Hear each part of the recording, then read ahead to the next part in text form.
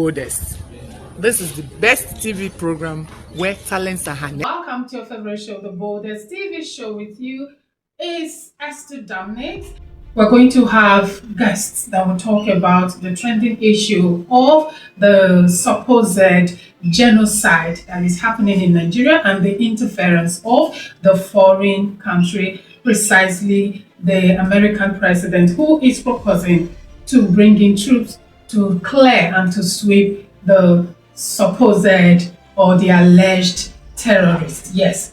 And we'll find out how possible that mission would be, whether we are interested in that deal or not. We're going to find out what we have to give in exchange. We're going to see different aspects. Why are people speaking and why are some not speaking? All these are packaged on this program. Please, I urge you to stay tuned. Do not touch that dial, as I'll be right back with my first guest. Boldest. Our guests will I say it's not an August guest. He is a frequent guest on the show. We have here Chief O.O. Biose. It is my pleasure to have you on the show tonight. Thank you very much for having me on your program. Thank you. And you look white as usual. You know you're always white on the show. Welcome. So, sir, straight to the point. I want your opinion on this trending issue now that is shaking the whole country, and not just the countries, like shaking some other interested countries, and that is the issue of the American president's proposal to come into the situation of Nigerians as regards the killing of Christians. Do you think it is necessary at this time? Well, thank you very much indeed. I think that before we address the issue of whether President Donald Trump of the United States would come to Nigeria or would come bring troops to Nigeria to help resolve the issue of killing of Christians, I think it appears most people are avoiding the fundamental issue. The fundamental issue is, why does Trump propose to come to Nigeria? Why? It is the issue of the genocidal attack on Christians in Nigeria. Is that a reality or it is not? I think that is a fundamental question that must be addressed. Okay. Now, in order that that question may be addressed, it is necessary to advise ourselves as to what constitutes genocide. This is properly defined, not only in domestic law, but also in international law, by Article 2 of the United Nations Convention on the Prevention and Punishment of the Crime of Genocide. It has to do with the killing, maiming, destroying, or of any act that leads to the destruction, I'm not quoting verbatim, of an ethnic, national, or religious group, with the intention of destroying that group.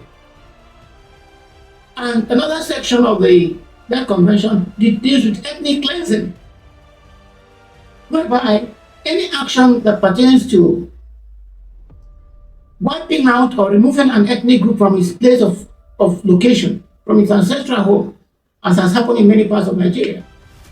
Now, if we look at the definition of genocide as provided in the International Convention, and what has been happening in Nigeria, particularly since the introduction of Sharia law in the country by 12 northern states from 1999 onwards, that gives license to terrorist sects and jihadist groups to slaughter Christians without restraint. There is no doubt whatsoever in anybody's mind that what has been going on in many parts of the country fits with the definition of genocide as defined by the International Convention. That's number one. Number two, what is the liability for genocide? I think it is international statutes for the criminal prosecution in Yugoslavia provides that any country that abets or in any way supports is liable for that crime. And also a Security Council resolution in 2006, I can't remember the number of that resolution, imposes a duty on state parties and governments to prevent genocide in their countries. So the question is, all the killings that have been happening since 2011, since 2000 and so, what has the Nigerian government done about it? So if the President of the United States, Donald Trump, calls attention to genocide in Nigeria, he's not the first person to do so. In 2018, Nobel laureate Professor Olomode, when the killings were going on unabated in Benue State, during a visit he made to the then governor of Benue State, Mr. Samuel Otom, he called attention to the incessant killings in Benue and Taraba and Plateau States. And if I may quote him briefly, he said, there is no other word for it. Let's not rely on euphemisms. What am I quote? It's ethnic cleansing. And he called on the late President Buhari to do something. Of course, he ignored him. And during his New Year speech, New Year address in January 2024, the governor of Plateau State, Mr. Caleb Mutfwang, described the coordinated and well-planned and systematic killing of various people in Plateau State as genocide. Okay. He described it, coordinated killings, systematic, well-planned, and it has been consistent. Nobody listened to him. And even before that, the speaker, the then speaker of the Plateau State House of Assembly, in an interview he had with Sheyi Okinbaloye of Channel Television, described in detail the ethnic cleansing and genocide that was taking place in Plateau State. Okay. Excuse me. Okay. He mentioned the number of communities that have been wiped out, taken over by Fulani jihadists in Plateau State, where the original owners of the land were removed and strangers came and occupied the land. And most recently, the traditional ruler of thief land, during a visit by President Tinubu, made it plain, in plain words. He described as misguided the false narratives that were being promoted by the federal government, talking of clashes and this and that. The authority made it clear that there was nothing like clash. There was nothing like community clash. It was pure, well-calculated genocide. It's on record by the authority. Okay, sir. Is it because the President of the United States is saying that people are reacting? Why did people not react when all these people said this? Oleshoyinka, the authority, the governor of the Plateau State, the speaker, and individuals have been saying, why did they not react? Of course, I think whatever reasons behind their reactions is their own opinion. But if I allow you to start counting evidences, occurrences, incidents that had happened to clarify that it is obviously genocide that Nigerians have been facing all these years, we will take the whole day. Now, the reason why I had to cut you short is I'm interested in this majority reaction of the rejection of Donald Trump's offer, considering that such move or such mission will not be for free. I respectfully disagree with your view that it is a majority reaction. Yes, Excuse me, okay. It is not a majority reaction. For those who are speaking out, if you did not come here, you would not know that I have very strong views. I understand, but you know how it is not a majority reaction. the people that are speaking out are the people against. The people for are not talking, and that is another question that will be coming to you, sir, after this particular one. Now that Donald Trump have offered his help, and we Nigerians, whether the ones against or for, know that this whole thing should be put to an end. But what they are considering is the price they have to pay, which nobody is saying, but from the kind of investigations, we discover that there might be something that could go for it, which could be what we have, that natural resources to offer in exchange for this mission to be accomplished. Now the question is, do we now say because the Americans would like to take part of our natural resources as the price we have to pay for the mission they are coming to, or the problem they're coming to solve in Nigeria? So because of that, we would not be interested because we don't want to lose our natural resources. So which one is more important? Is it the natural resources that we will lose, or the lives that will continue to go? Which one do you think is more important if they give you this opportunity to choose, sir? We have already lost our natural resources. Okay. It is not that we are about to lose it. The owners of the natural resources have lost it, have lost them. Prior to the Nigerian Biafra War, prior to the intervention of military rule in 1966, the derivation formula in Nigeria was 50, 30, 20. 50% to the burial derivation, 30% to the 30% to the, I think, to the federal pool, and 20%, 20% to be shared to all, and 30% to the 20%. It's just 50, 30, 20. Yes. But the important thing is that 50% to the area, 50% to the area of derivation.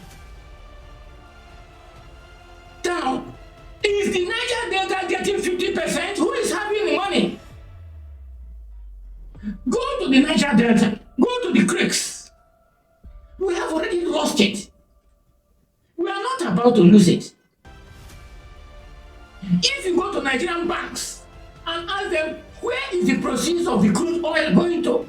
I can tell you that the major share of the crude oil, proceeds of crude oil, is not in Nigerian banks. It's in foreign banks. We have already lost it. We are not about to lose it. Okay. That's number one. Now, we cannot say that because of natural resources, let us allow the killings to continue. Some government apologists have been saying, and the president has only been 2 years in power. But let me tell you, let me ask this question. If somebody who says he's a president of a country, you have 3 million of your fellow citizens who have been driven away from their homes and they are in IDP camps in inhuman conditions, and other people have occupied their land, and you are using money to buy tent and buy their fees and living in luxury, and the 3 million citizens are living in IDP camps, and it says that you have a government. We've already lost it. There's nothing left to lose. Okay. I have to appreciate Donald Trump for calling attention, because many people have been asking of this and nobody cared. So there's nothing that we are losing that we are not already lost. That's my view in this matter. Well, thank you so much, sir. It is clear we have already lost it. So I thank you for your opinion that it is a good decision that life should be spared rather than the resources, the raw materials, or the crudes that we are really not partakers of it. Thank you so much. And talking about law, talking about rule of law, talking about the right of the international community or a foreign country to intervene in the affairs of another country. It is obvious that that is outside international law. But what examples are we given locally? What example is the federal government under President Tinubu given? How can a president of a democratic state or country in a federal state unilaterally, without due process, send military men to take over the government of another state in a federal state? That is lawlessness, which is already established in this country. All right? Yeah. So such a person has no right to claim that why is another person intervening where you have been promoted lawlessness, right? And look at the law enforcement agencies. The Inspector General of Police is busy pursuing Omole Showore, and our citizens are being killed. Pursuing pro-democracy activists, pursuing patriotic citizens of the country, and citizens are being killed. It's very shameful what is happening in Nigeria. And when they say the president of the United States is using foul language, that this is a disgraced country. This is not a disgraced country. In what way has Nigeria not been disgraced? If you want to be frank. Is it because government apologists are coming? They are not avoiding the issue. Instead of discussing the issue, they are saying that it was not Tinubu that caused it. That's not the issue. The issue is that the genocide in this country, we have a government that has been in place for 2.5 years. It has not been addressed. Wow, thank you so much, sir. It's nice having you, and I am so sure my body is doing me like we are going to have you very soon. If possible, we are going to have you every week because, of course, the matter is trending. As we speak, there is no yet a decision. So as far as there is no decision for now, I am sure that my guests will be seeing you as often. Thank you so much once again, sir. You know, being with you, it's not always easy to let go. But because I know I will have you very, very soon, as soon. Thank you. So I would have to go. Thank you very much. Thank you very much. I appreciate you. Boldest. This is the best TV program where talents are harnessed